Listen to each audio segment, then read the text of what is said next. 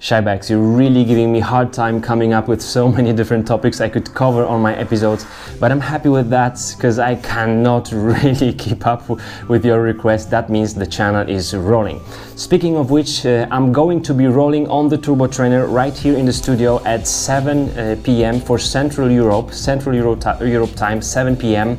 I'm gonna be on Zwift. I'll be pushing my FTP if you want to meet me there. My name, my Zwift name is just right here. It's Shyback also, but spelled in Polish. Alright, so tonight we're talking about winter clothing, some features of the quality jackets, really important ones. Some of you have been asking me whether this is the product placement or paid episode or sponsored video. It's not. Actually, I'm hoping to get some sponsored videos because I pretty much zeroed out my finances for my channel. But don't be afraid. I'll just keep on going with my episodes. All this clothing I have here, I got from raddiscount.de, the store. You have the link just below. I got the bike from them. But this I can only show you and it will be sent back to that store. All right. So what should a good quality winter jacket have, no matter the price? That's very important here.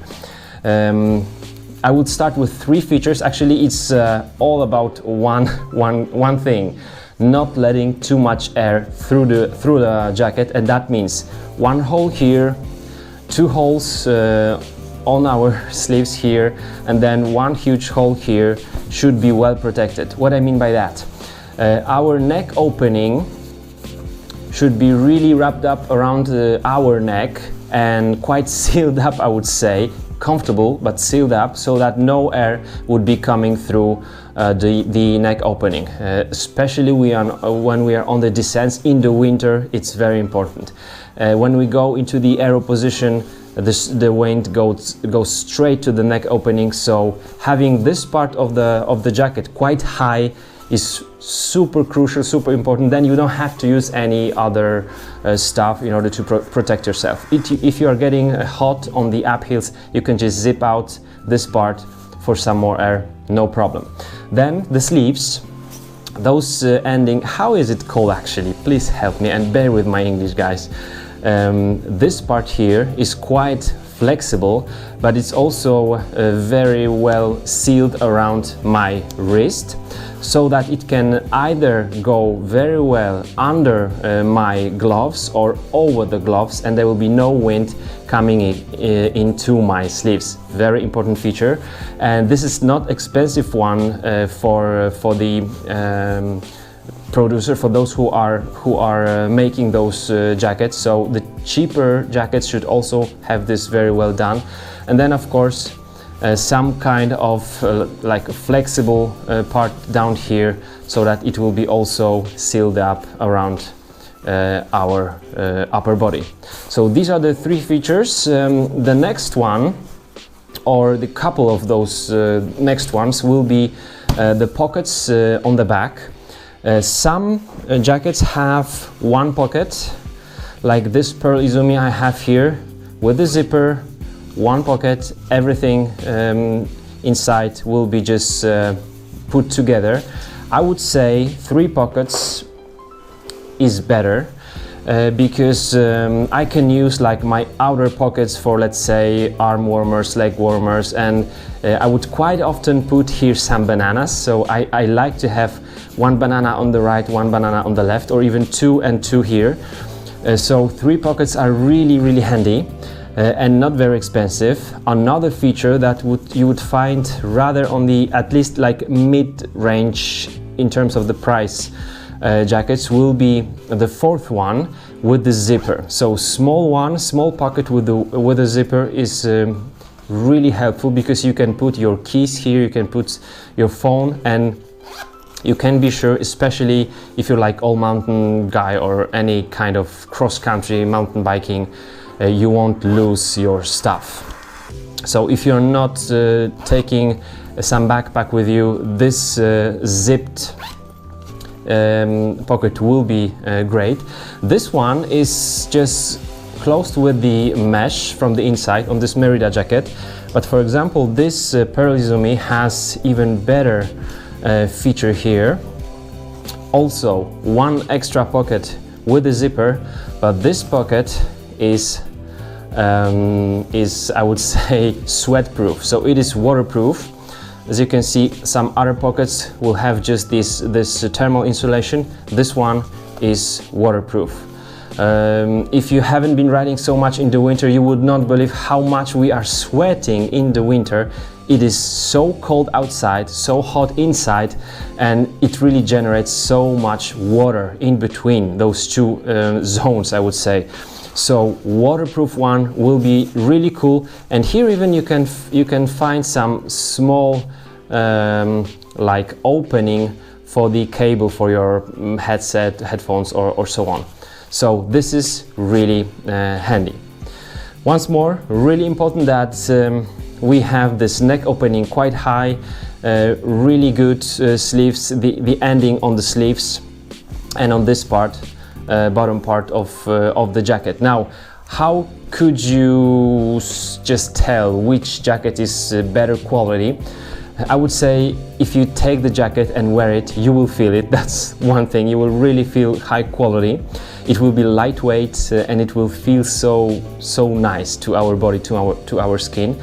But just in general, the more different elements made from different kind of fabric, the better the jacket. Because first off, it will really fit to our body and our body position on the bike when it has, you know, different shaping on different areas. That's important. But also, most of the higher quality jackets will be quite windproof and waterproof here in the front, and more moisture transfer oriented in the rear.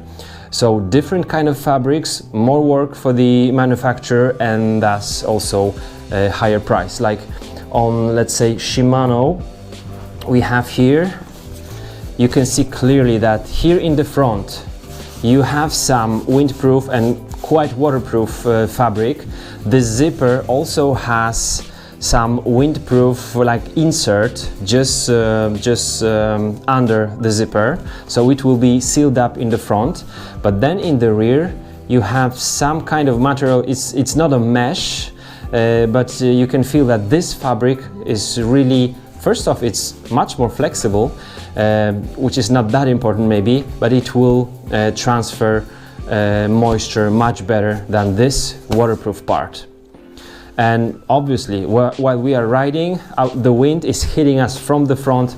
On the back, it's good to have moisture or water transfer made by the fabrics. So that's just in general. The more different pieces of fabrics, different kind of fabrics, the better the quality, and the price will be higher as well. And that's basically what I wanted to tell you. You didn't have actually so many questions in this regard.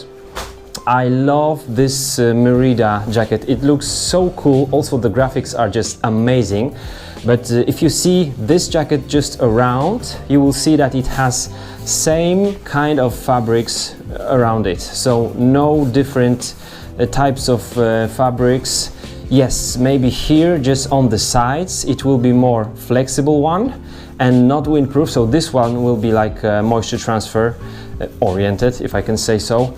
But most of it will be this windproof with some insulation from the inside. Really nice looking. Of course, the more reflective panels or parts on your jacket, the better. And that's basically it.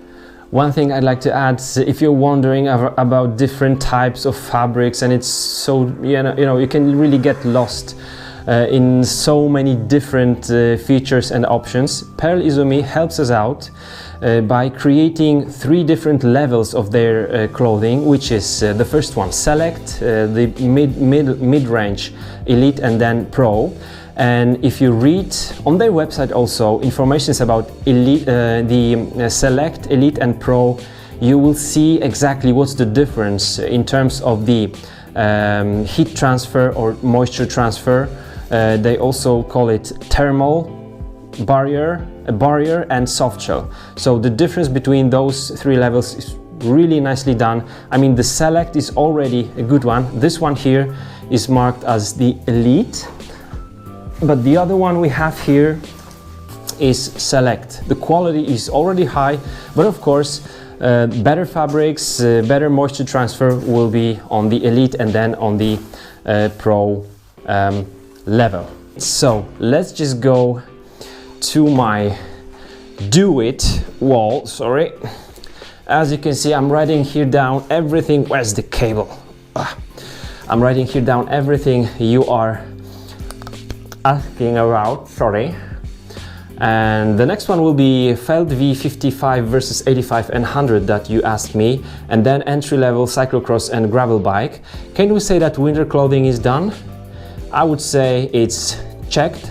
So this one is done. There is some asymmetrical chain rings test waiting, China parts. I need some more finances for this one. Then pedaling technique, that's a huge one. I'm gonna also tell you something about the longevity of high quality bikes, I would say high pricey bikes. Then some advice from Joe Friel, the best one in my opinion, in terms of the training, and some Coratec stuff. Then we have some topics for the Polish channel. If you have any further options you would like to have covered, here is the place for you. Just write it in the comments and I will prepare it for you. Thanks for watching. Let's just meet on Zwift, and also tomorrow on the next episode. Bye.